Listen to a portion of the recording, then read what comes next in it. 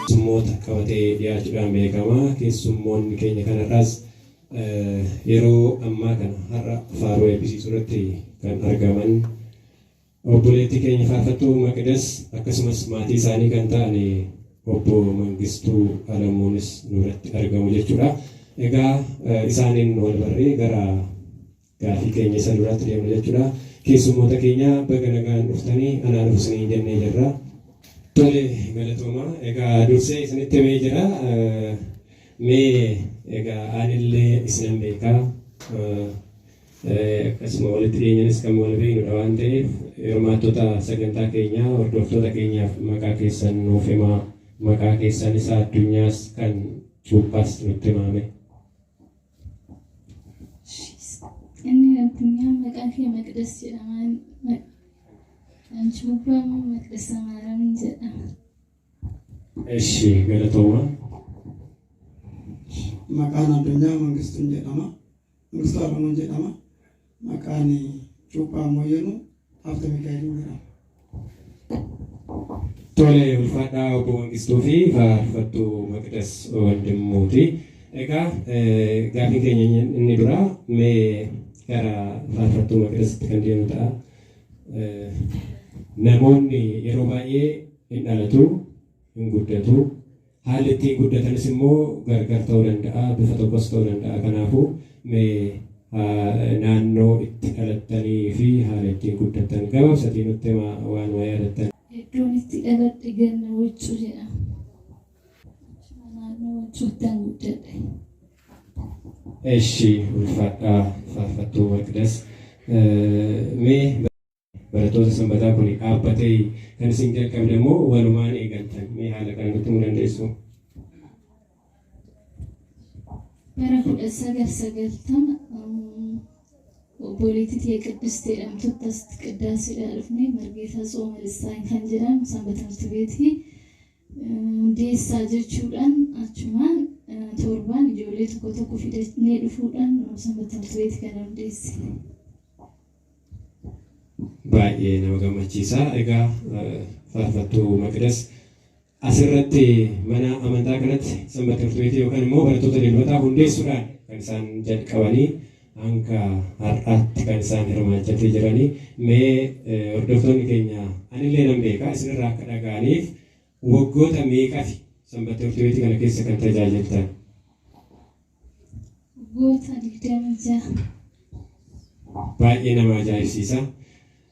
Egaa kabajamtoota fi jaalatamtoota hordoftoota keenya kuni waan baay'ee waa hedduu irraa barachuu dandeenyudha. Maaliif waggaa 26 miti waggaa 6 namni yoo deddeebi'e waa hunda akka waan beeknetti kan ilaalludha. Namoonni kun immoo kan akka Faarfattuu Maqdes faan waggaa 26 mana amantaa keessa deddeebi'anii kuniyyuu nan geenye jechuudhaan ijoollee isaanii faana deebi'anii faarfachaatiidha kan isaan jiran. Ani walitti dhiyeenya nan beeka waan ta'eef egaa maal ofii keessan of gaafattu kun keessan mana amantaa keessa waggaa 2 waggaa 1 deddeebinee ammam ofitti boonaa jirra waan jedhu san hundi keessanuu ofitti deebi'aa of gaafadhaa isiniin jechuun barbaada kabajamtoota fi jaalatamtoota maatii Waaqayyoo. Amma haala kamirratti akka argamtan osoo nuuf ibsitanii haala fuudhaa fi heerumaa ta'uu danda'a, maatii godhachuu ta'uu danda'a, haala hojii ta'uu danda'a. Mee isa kanarratti gabaabsatanii nuuf ibsaa. Amma kan jechuun gaa'ila godhadhee ijoollee 3 godhadhee kan jiraadha. Obbo Mangistuu sagantaa keenya kabajuudhaan asitti waan nu argamtaniif irra deebi'uudhaan ulfaadhaan isiniin jedha. Mee haala jireenya keessanii Faarfattuu Maqdes waliin erga gaa'ila godhattanii waggaa meeqa akka ta'e nutti himtu? Faarfattuu Maqdes wajjiniin gaa'ila erga godhanne waggaa 19 jechaadha. Tole baay'ee nama gammachiisa ulfaadha. Amma gaafii itti aanuun isin gaafadha. Ammas egaa waliin galakkisnoo gamatti waan baay'ee wal gaafannarra. Mee Faarfattuu Maqdes nuuf obboloota isaaniitiif baay'ee nama kabajamtuudha, nama jaalatamtuudha. Hundi keenya waa hedduu kan irraa barachuu dandeenyu. Isiniifoo Faarfattuu Maqdes nama akkamiiti yookaan immoo obboleettii akkamiiti? Haadha manaa akkamiiti? Ijoollee isheetiifoo haadha akkamiiti? Mee isa kana gabaabsatii nuuf ibsaa. Aadde Maqdes anaaf haadha manaa otoo hin taane haadha jechuun hin danda'a. Garuu bakka kanatti anaaf qofa otoo hin taane mana kanaaf illee haadha guddoodha. Nama barumsa guddaa dabarsateera. Hojii guddaa nama hojjetteera.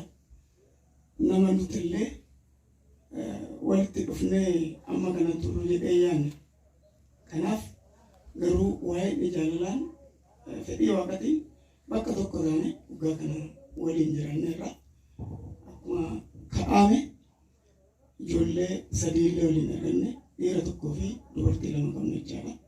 Kanaaf maqaan isaaniitti illee Walda Maariyaam, Gannata Maariyaam, Eeta Maariyaam kan jedhaman jechaadha.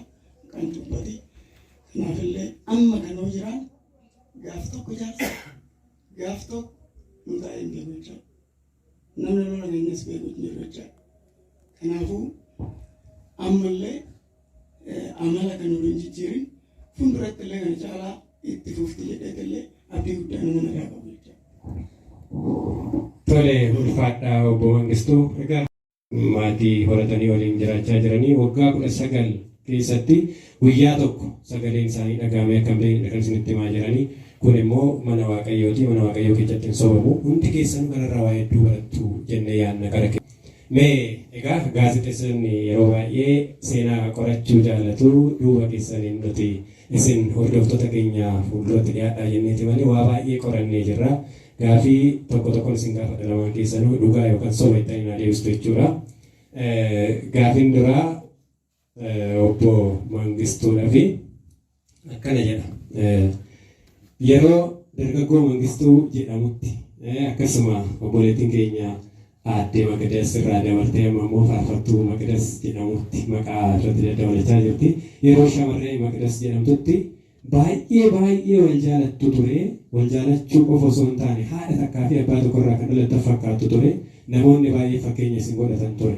Kanaaf kanarraa kan ka'e yeroo baay'ee iccitii guddaallee kan shamarree Maqdas yeroo sana isinitti himaa jiru. Kan inni himattu isinitti ture. Mee inni kun dhugaadha osoo. Egaa meebii kana kaasuudhaaf namni illee waan baay'ee baratee beeyyaadha. Namni adda addaa xalaallee itti barreessu akka obboleettatti amanteetillee nutti agarsiistu jechaadha. Maaliidhaaf kaayyoon kiyya bakka kanatti mana amantaa kana jijjiiruudhaaf fedhii guddaan qabatu. Addunyaa kanarratti illee abboollee gaafadheen ture. Akkas si tajaajilu qofa tidaarillee naan kennini jedhee gaafadheera jechaadha. Garuu tidaarii naan kennini deemee baradhee bakka kanatti akkas si tajaajilu. Umrii tiyya hafte tanaan kutaa 12 fixee jechaadha. Umrii tiyya hafte tanaan waggaa 20 jira 30 jira akkas si qofa tajaajilu addunyaa kanaa nan ogeessiisa jedhee gaafadheen ture. Ishiin illee waan akkanaa kanaaf hin qabatu. Maaliidhaaf sana dursitee odoonni kana gaafachaa jiru Sillaasee dhaqanii achumaan illee adaree galanii ture. Addunyaa kana hin barbaadu mana amantaan tajaajilatti. Haati ishii illee dhuftee natti boochee jechaadha. Deemiti ijoolleen hunduu siif tole jedhu waan ta'eef ijoollee hunda ija tokkoon kan allaa. Warra durraas haa ta'u warra dhiiraa ammallee sana. Waan badde soon arge bira hin dhabu. Kan na jibbeen na jibbaman. Sana booda nama addunyaa kanaa dhiyaate addunyaa kanaa jibbee gara waaqaa deeme akkamitti deemisinaan jettanii. Indoom itti fufsiisuu qaba. Itti cimuu qabdiin jedhe.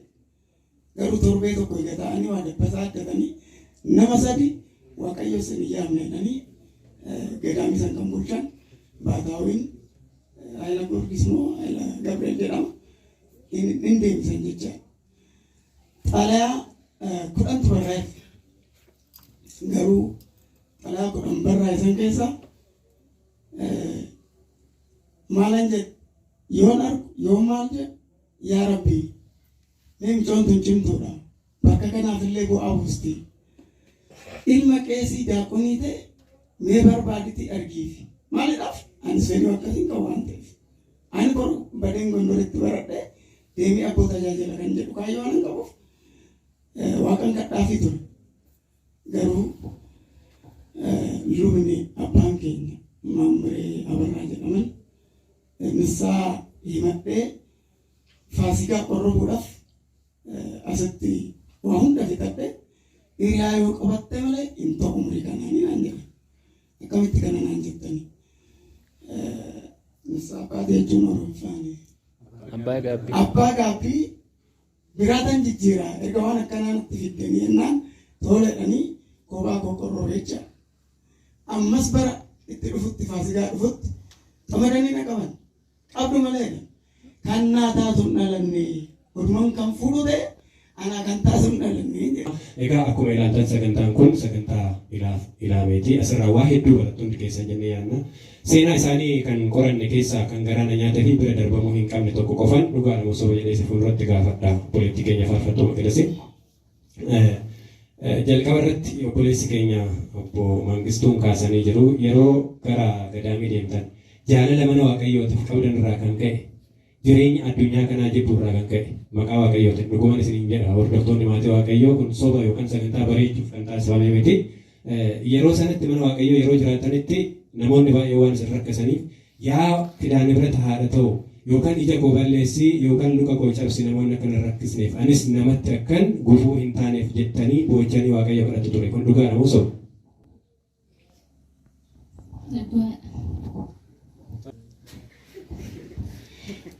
Gaa hoodiif ja'uu jedha sidaamni afaan oromootiin immoo garaan haa danda'u kan jedhudha kanarra waa iddoo barattu yaada namoonni baay'een keessumattuu obboloonni shamarranii kanarra waa iddoo barattu yaadaan yeroon seenaa kana qoradhutti dhimimmaan tuna qabe dhugaa waaqa mana waaqayyootiif jettanii meeqa keessantu ija koo balleessii yookaan luka koo cabsii jettanii waaqayyo kadhattan akka namatti gufuu hin taane namoonnis daandii mana waaqayyootirraa akkana hin hambisneef kan jettan meeqa keessan ilaata sagantaan kun dhugaa ta'uusaa immoo anaaf waaqayyotu ragaadha kiroo isaanis fuulduratti ragaa baanii jiru dhugaadha jedhanii jiru amma karaa obbo Mangistuutti kan deebinu ta'a gaafii isaa dhumaa ta'uu danda'a tarii yeroo jalqabaa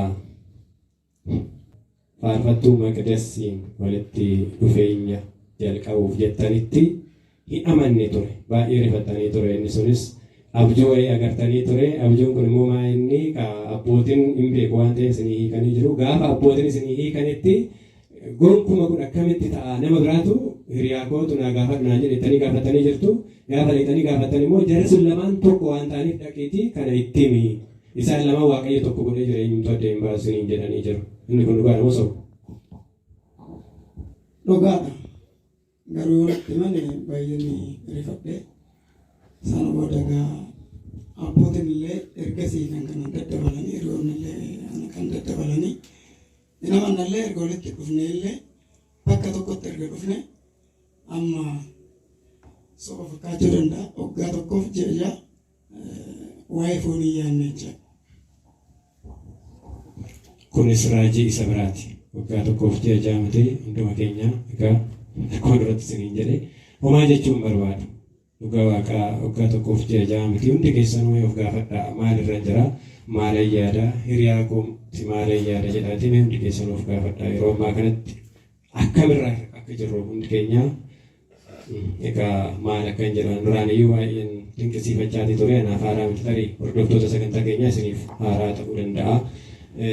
Mee gaafiin koo inni dhumaa immoo obbo Mangistuun akkuma irratti dubbachaa turtan erguma faarfattuu Maqdasiin wal bartanillee ani addunyaa kanarra keessa deddeebi'ee jiraachuu hin barbaadu mana waaqayyoon tajaajila kanaaf badee deeme tanan gara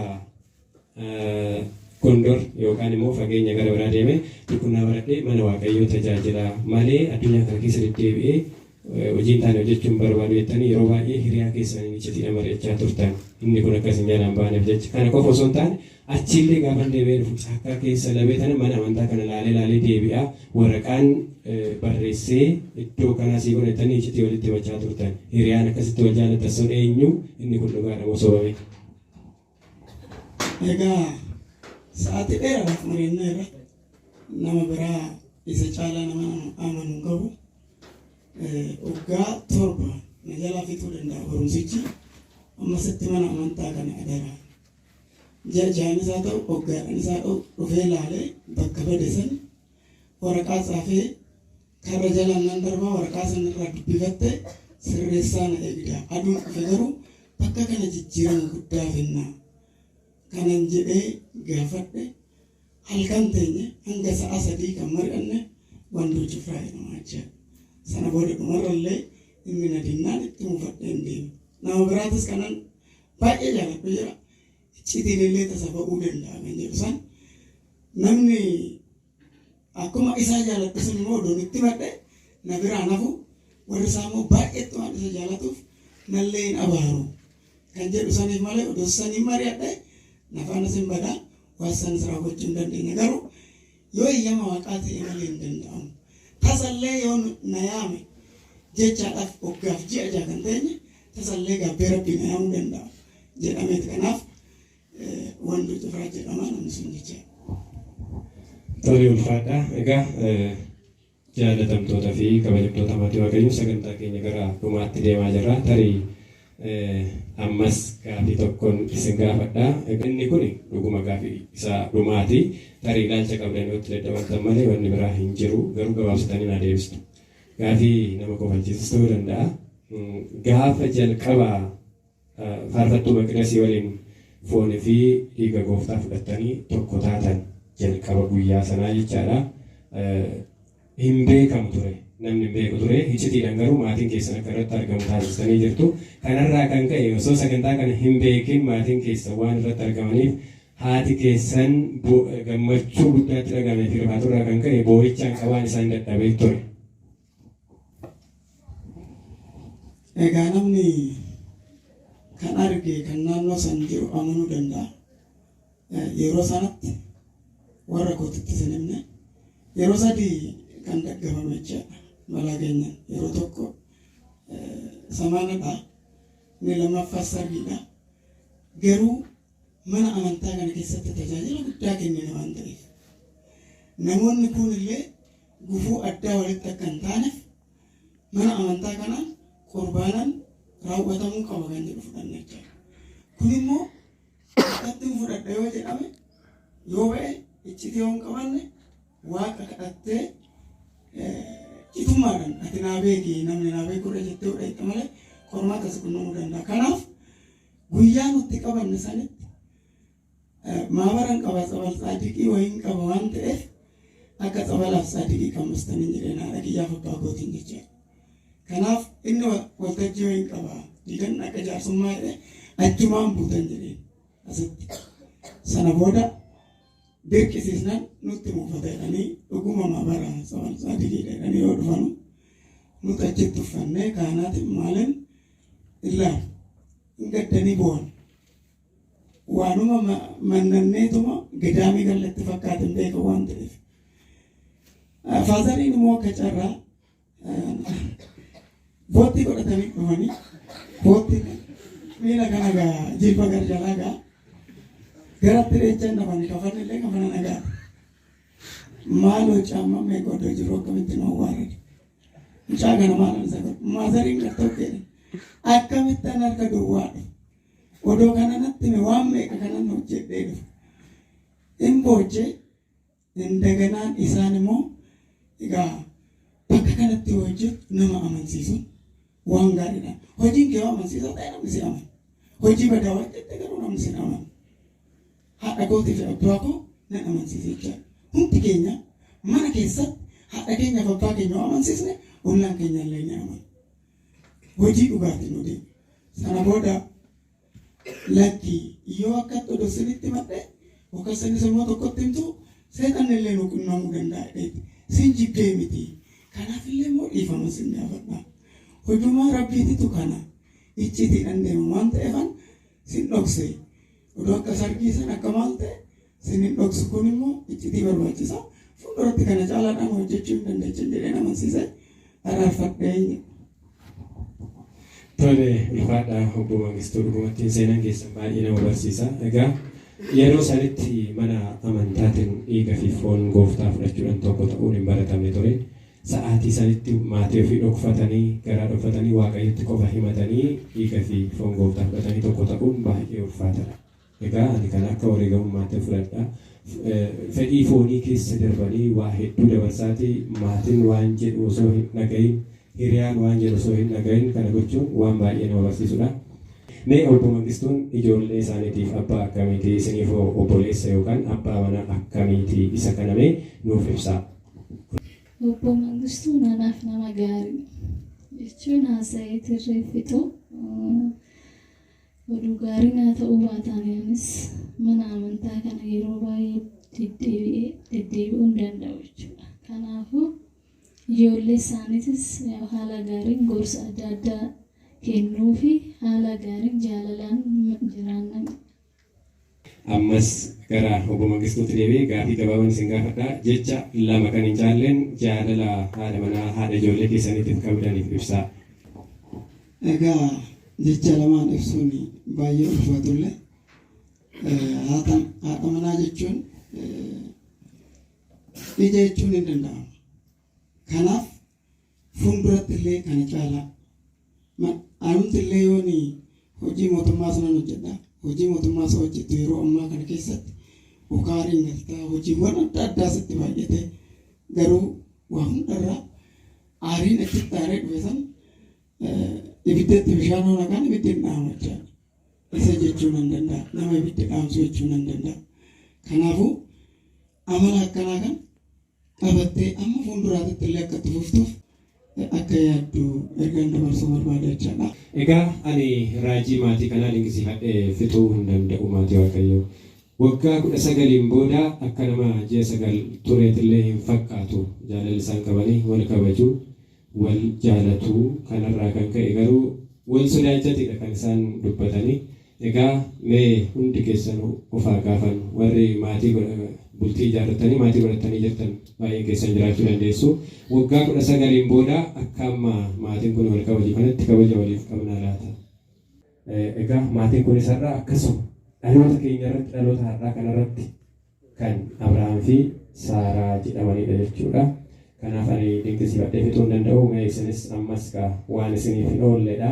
Qaqqanaatumas ta'u waggaan 19 irraa akka har'aa isinitti fakkaachaa jira waan ta'eef qaqqanaatumas ta'u jaalala abbaa manaa keessaniif abbaa ijoollee keessaniitiif qabdan jecha tokkonis ta'uu danda'a ibsaafi. Mangiyyee baay'ee si jaaladha. Waaqayyo jaalala kanatti cimseetii amma dhumaatti akka isaan faana ta'u haati keenya Durboo Maariyaamiin araarsummaa isheetiin akka isaan faana taatu nama baay'ee waan fakkeenya guddaa namaaf ta'udha. Faarfattuu Maqdasii mee kana booda maal isinirraa eegnu? Kanuma irratti dhaabbatee jira tajaajilli moo kana booda maal itti fufuu yaaddu? Tajaajilli itti fufachuudha jechuun ani amma yeroo du'aatti jechuudha. Tajaajiluun barbaada jechuudha.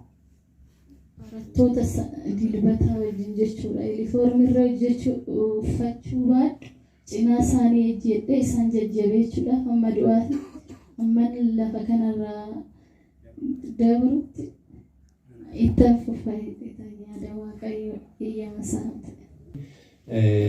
Obbo Mangistuudhaanis kan hin jechuu barbaadu jedhisa dhumaatti kana booda waliin isin gaafadhu hin jiru. Dhuma irratti wanni dabarsitan yoo jiraatan akka walii galaatti ergaa yoo qabaattan gabaabsatee nutti himaa. Ergaan inni qabu egaa oduun haasawus baadhee namoonni muraasni baay'ee dhimma keenya hin beeku jechaadha. Maaliidhaaf obboleessi qollee duratti kan na daangesse yeroo tokko tokko waan dur beektan waan kitaabarra jiru amma akka kitaabatti dubbisuu nan danda'a. Maaliidhaaf odoon beekin waan muraasan deebisoo jedhamte simmeetaawii taatetti keessa galtaa jechaadha. Kanaaf inni raaffatte kan asiisi kenname sana. Kanaaf isa akkuma jirutti ta'ee ajoollee kanaaf barumsa guddaallee hin ta'a jedhe kana yaadu ajoollee warri dubartootatis warri dhiiratis mee si tajaajilleedha haadha manaa naa kenni abbaa warraa naa kenni jettaniiti miti garaa dhaloo kan tajaajiltan ta'e Maqdasas barbaaddee miti abbaa manaa kan argatte anis barbaadee miti kan haadha manaa argadde aduu toolallee walii jennu walitti buufannee guyyaa deemnetu jira waan ta'eef maaliidhaaf waaqayyoon gaaf tokko nu yaamne. Kanaaf obsaan aannan goromsaaf dhugaa akka jedhamu san garaa qulqulluudhaan yoo tajaajiltan gootas bakka kanatti odoon tajaajilu hojjetaa mootummaa waamameeti kanan dorgomee dhaqeessee ormi gubboo kennee hojii argachuu hin dandeenye. Kanaaf garaa qulqulluudhaan mana amantaa dhufnee tajaajilu odoo isin hin barbaadin kan isin barbaadan caalaa isiniif kenna jechuun barbaada. Maaliidhaaf haadharraa odoo hin barbaadin kan haadharraa argadhu na godhe haadharraa tajaajil immoo akkan qeessaa tajaajilu na godhe jechaadha. Dhumarratti isinis akkasuma akkuma isaanii ergaa nu dabarsan yoo jiraate ergaa nu dabarsame. Ergaa baay'ee dabarsuun qabu boolessi dabarseera jechuudha. Waan baay'ees dabarsuudhaan ayyaada jechuun yeroo kanatti waan akkan dubbadhu waaqayyo naan eeyyamne jechuudha. Maaliif jaalala waaqaa qabaachuun waa baay'ee nama argisiisa jechuun waa baay'ee namaa kenna.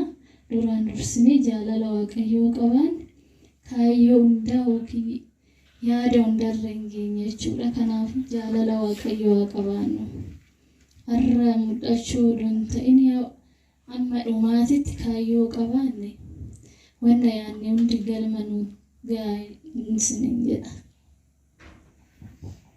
Eshi waaqayyo sagalee jireenyaa isiniif haa dhageessisu. Egaa hordoftoota keenya dhageessanii jirtu waan isaan isiniif dabarsanii sirriitti babal'istanii yaadda waan hedduu keessaa argattan jedhee yaada. Sababni isaas birattis gaggabaabsaniituma kan isaan dubbachaatii turanii. Jalqaba akkuma isaan isin jechaa turan seenaa qoranne keessatti kan dhageenyadha. Isaan hin beekan kana eessaa dhaga'e laata jechuu danda'u.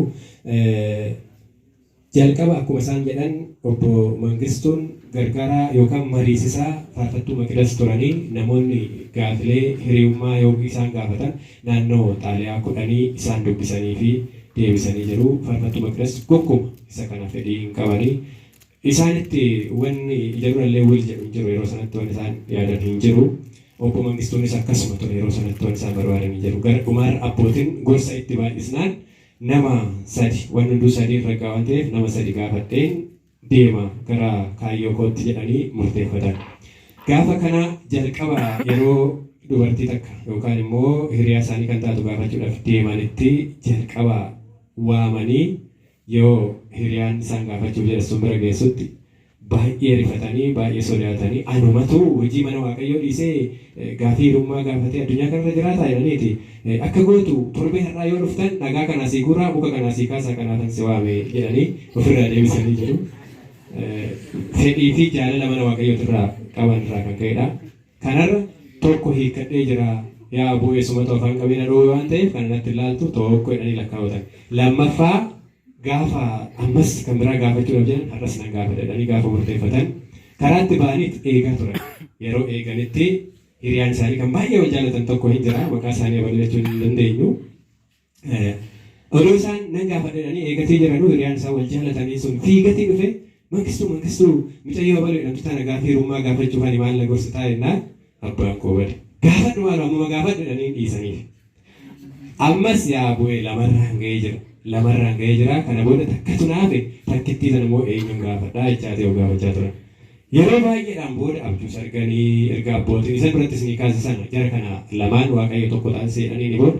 Egaa intalli tun anaaf obboleetti turte nama cimtuudha turte kan waaqayyo tajaajiltu turte mee waa hundaafuu dhaqeen gaafadhanii murteeffatanii dhaqanii gaafa gaafatan naditti yookaan immoo ishiin jettu gonkuma gaarii kanarraa fudhattu yookaan immoo itti yaadanaa jetti jedhanii yaadanii ture. Gaafa gaafii kana kaasan garuu faarfattuu Maqidas obbolummaan gara hiriyummaatti jijjiiramuu hin danda'a isa jedhu of gaafachuurraa kan hafe itti yaadamuun jedhullee hin jiru. Waa hundaafuu yoo waaqayyo naaf eeyyame ani gara kootu eeyyamamtuudha kan jedhu ture. Isaan immoo yeroo sanatti gammachuu hin turre kan itti dhaga'ame obbo Mangistuun kan jedhani yeroo ishii ani gara kootu eeyyamamtuudha waaqayyo yoo ana siif eeyyame ani garuu ofii kiyyaaf eeyyamame jira jennaan deebiin isaanii afaan ol fudhatanii haa ta'uu gara keessatti haa ta'uu kan adda baafanne waa'een isitti hafaara dhugan jedhu ture. Maaliif wayittan ammas kaayyoo isaanis irraa waan isaan hambisee ture sanirraa kaasee mufaatuudhaan kan isaan adda deemanii achirraa kaasee waanuma haaluma gaggabaabsaniitti walii galu ture. Kun seenaa dhugaa isaaniiti. Kuni baay'ee kan na dinqisiise keessaa isa biraati jechuudha. Egaa sagantaa keenya gara xumuraatti kan deemnu ta'a. Dhumarratti faarfattuu Maqdasitti sin deebiseen qaamni galateeffattan yoo jiraate galateeffattanii asumaan kan xumurru ta'a. Tasgabbaatii qaamolee galateeffachuu barbaadan galateeffadhaa. Duraan dursee akka faarfadhu laphee kan naawwane mana isaa keessa kan jiraachise Gooftaa Yesuus Kiristoos maqaan isaa kan galateeffame haa ta'u.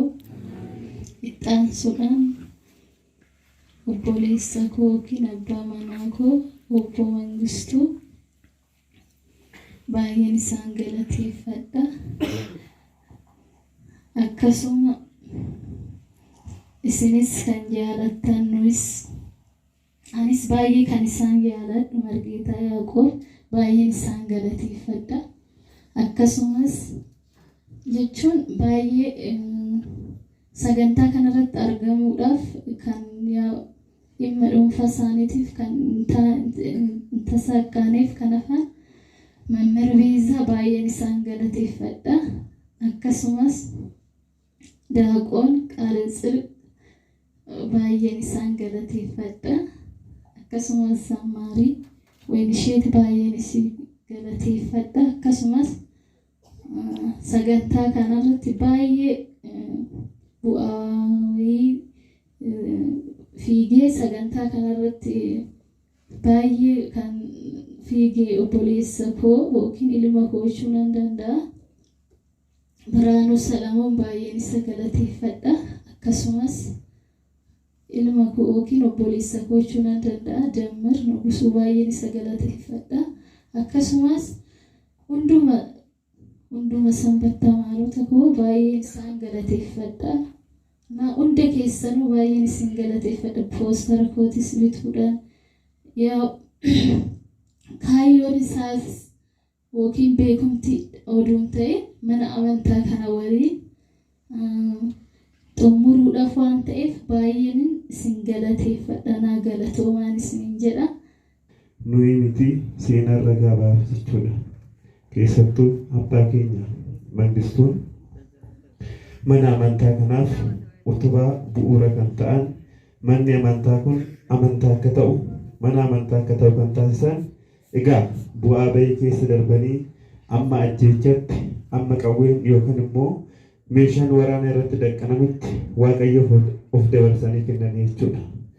Osoo kabaja ofii isaaniitiif kabaja hin kennin jaala waaqayyootiif jedhanii oolmaa abbaa keenyaa Abuna Gabra Manfas Qiddusiif jedhanii isa gaarii qabatanii isaa maamaa gurra tokkoon dhagaanii gurra tokkoon gannaqaatii amma guyyaa har'aa ga'utti haftee tokko waliin qabaateen gaafa guyyaa sanbataatii fi gaafa guyyaa abbaa keenyaa Abuna Gabra Manfas Qiddus sa'aatii kamiyyuu eessattiyyuu sagantaa sanbata timirtii keessatti kan gaggeeffamu wantoota hunda irratti hirmaachuudhaan fakkeenya nu ta'uudhaan nullee isaan yeroo hunda fakkeenya godhannee mana amantaa keessa kan deemnu jechuudha. Akkuma kitaaba qulqulluu irratti ifni keessan nama fuulduratti yaafu jedhee dubbate abbootiin keenya abbaan keenya Mangistuunis sanbata timirtiitis ta'e akkuma jalqaba irratti dubbachuuf yaalan ija tokkoon kan laalan nama kamiyyuu kan waliin caalchisne jaalala guddaa mana amantaa kanaaf kan qaban jechuudha. Guyyaa har'aa kana maatii keessan qabeenya keessan dhiisatii gara mana waaqayyoo kanatti galaa mana waaqayyoo tajaajilaa jedhamanii keessi isaanii baay'ee fedhii guddaa qabaa jechuudha. Ani wannan dubbadhu wanna biraa hin qabu. Garuu immoo abbaan jaalalaa abbaan dhugaa bara jireenya isaanii isaaniif eebbisee egaa ijoollee isaanii akkasumas maatii isaanii qabeenya isaanii eegee fi bara dhufaatii isaa waaqayyo mootummaa isaatti isaan yaadatu jedha. Obbo Mangistuu fi aadde Maqdas yookiin faarfattuu Maqdas mana amantaa kana qofatti miti fakkeenyummaan isaanii unkaan namni waggaa 27 mana amantaa tajaajile mana amantaa kana qofa fayyaduu isaanii qofa nagarra mana amantaa biraatis fayyadaa jiran yoo dhufne akka nama ormaatti ilaallu dabiriiwwan garaagaraa iddoo biraa yoo deemne namoota hin beeknu ofuma keenya wal barbaannetoo wal jala seennee waliin mari'annee galla malee garaatti ni himannu. Maqdas garuu ijaan akkuma dabirii ishiitii irratti yookiin addaraasha kana keessatti ijoollee ishii to'attu nus nu to'atti nu barbaaddi. Akkasumallee immoo kaatteen nu simatti. Kan caalaan moo'itti nu fakkeenyummaan keessa bara haga baraatti nuufis akkuma taatan dhala keessan akkasumallee moo'itti nu uummataafis akkuma taatan yoomiyyuu gooftaa keenya Yesuus Kiristoos lammummaa isaati irratti kan asii odoo hin taane lammummaa isaati irratti jireenya gaariidhaan sinaaf simatu siniin jedha. Ogeessonni istuudiyoo keenyaa, kaameraamaanii keenya Lammaa Guddisaa akkasumas gulaaltonni sagantaa kanaa abbaa keenya obboleessa keenya kan baay'ee isaan jaalannu barsiisaa Yaaqoob Zaamaanu'eel ani immoo sagantaa kana qopheessee kan isiniif dhiyeesse Waldamaaram Haayiluun jedhama. Istuudiyoo keenya Ilillee istuudiyoo jedhama. Sabiskiraayib gochuudhaan sheer laayik gochuudhaan akka sagantaawwan yuutuubii kanarratti daddarban ilaaltan isin affeerati. Jaalalli Waaqayyoo arasummaan haadha keenya lubbuu maaramii fayyisummaan abbaa keenya Amaanu'eel gargaarsii fi jaalalli ergamootaa kan duukamootaa kan wareegamootaa hunda keenya waliin haa ta'u isiniin jecha sagantaa keenya asumarratti ta'urraa